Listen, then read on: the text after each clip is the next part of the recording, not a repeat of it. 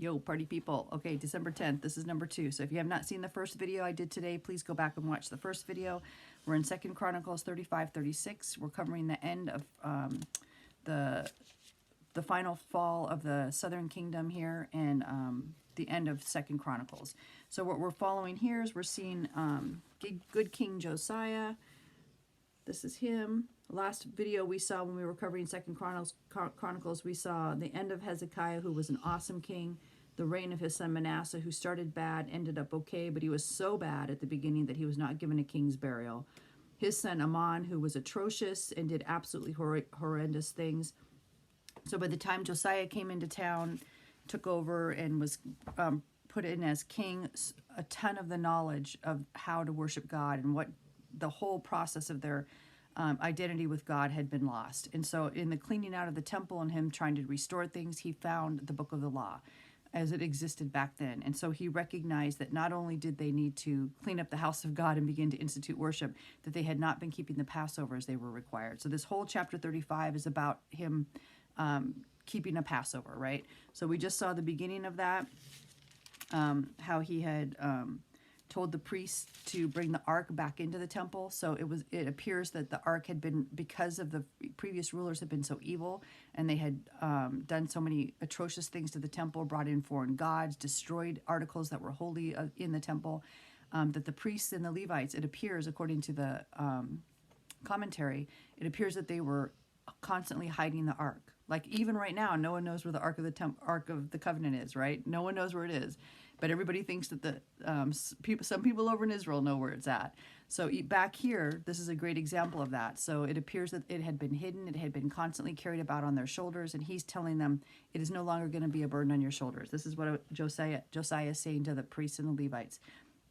Let's bring it back into the house of the Lord where it's supposed to be. So they do that, and they're beginning the Passover. So you saw in the section that we just covered that he provided for the people of the land. Josiah provided from the king's flocks everything for the Passover for the people. And then within the Levites and the priests, they also provided for all the Levites and the priests throughout the land from their own large flock, right? So nobody had to provide anything. It was all being provided by the people that were above them.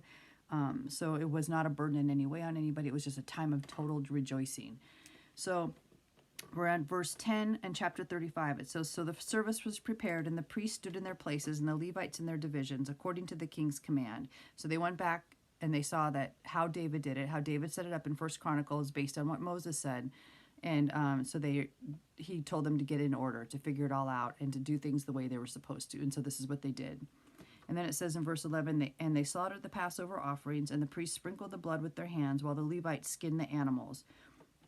Then they removed the burnt offerings, that they might give them to the divisions of the fathers' houses of the lay people, to offer to the Lord, as it is written in the book of Moses. And so they did with the cattle. Also they roasted the Passover offerings with fire, according to the ordinance. But the other holy offerings they boiled in pots and in cauldrons and in pans, and divided them quickly among the lay people.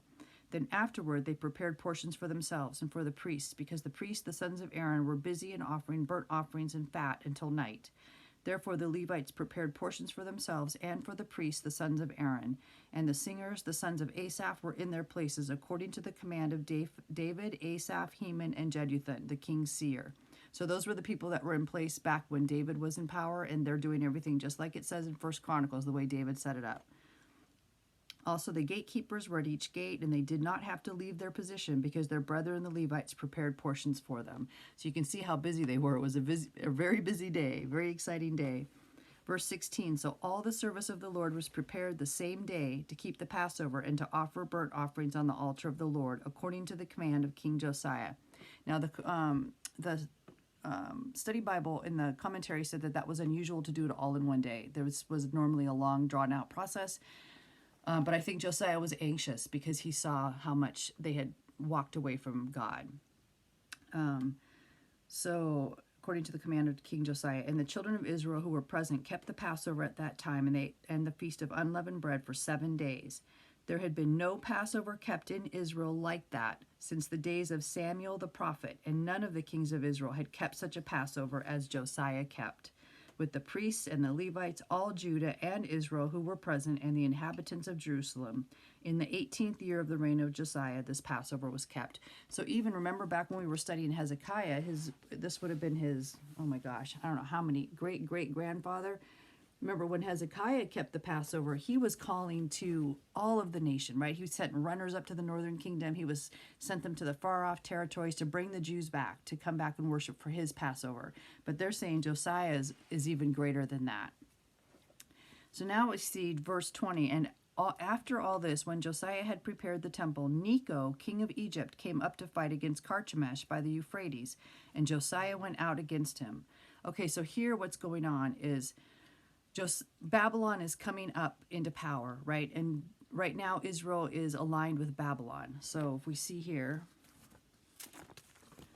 all right, so here's Assyria and here's Babylon, right?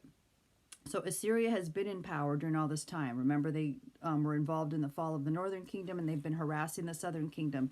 So what has happened is Josiah, and I don't know when this happened, but they had aligned themselves with the up and coming Babylon. And so now we see Necho, king of Egypt, is going up to help defend Assyria. As Assyria is beginning to fall, Babylon is coming against these areas, and Necho, king of Egypt, is going up to protect them.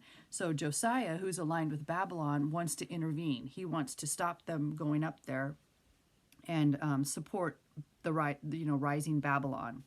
So what happened, so this is to his downfall, which is atrocious. So then it says, but Necho, king of Egypt, sent messengers to him saying, "What have I to do with you, king of Judah? I have not come against you this day, but against the house with which I have war." So he's saying he's coming against Assyria. I'm not coming against you. What are you doing? For God commanded me to make haste. So he's saying that the Lord God of heaven is involved in this. Refrain from meddling with God, who is with me, lest he destroy you. So, in fact, he's right. God actually is involved in this, which is very interesting.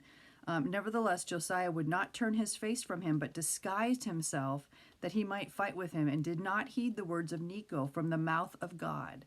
So he came to fight in the valley of Megiddo. So they're saying that that's an area, it's like a little valley, right? So he's trying to position himself right in the middle of the valley to keep them from going in and try and give Babylon time to get there.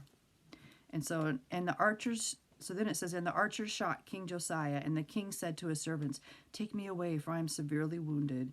His servants therefore took him out of that chariot and put him in the second chariot that he had, and they brought him to Jerusalem.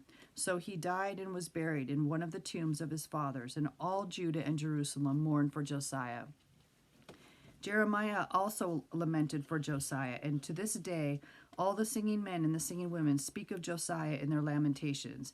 They made it a custom in Israel, and indeed they are written in the laments. Now the rest of the acts of Josiah and his goodness, according to what was written in the law of the Lord, and his deeds from first to last, indeed they are written in the book of the kings of Israel and Judah. So that's 1st and 2nd Kings.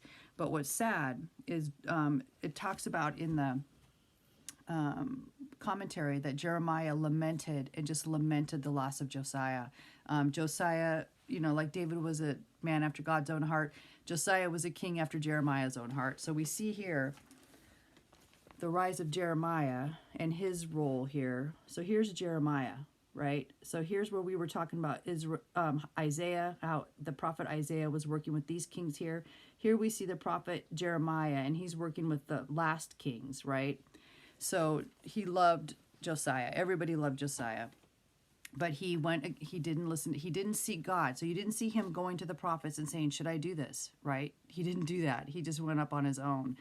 So, and also when it talks about the laments, how Jeremiah's laments, this is recorded in his laments. This is not our book of Lamentations. They think that this is a book that has been lost. They don't have the book that reflects Jeremiah's sadness. Okay, so now we're going to go into the final chapter of 2nd Chronicles. I'll do 2 quick videos on that, and then we will be done with 2nd Chronicles. So get a good study Bible. Use the Bible Step app, STEP. It's an awesome tool. And then Jesus is coming. Read your Bible. Peace. Hold tight for number 3 and 4.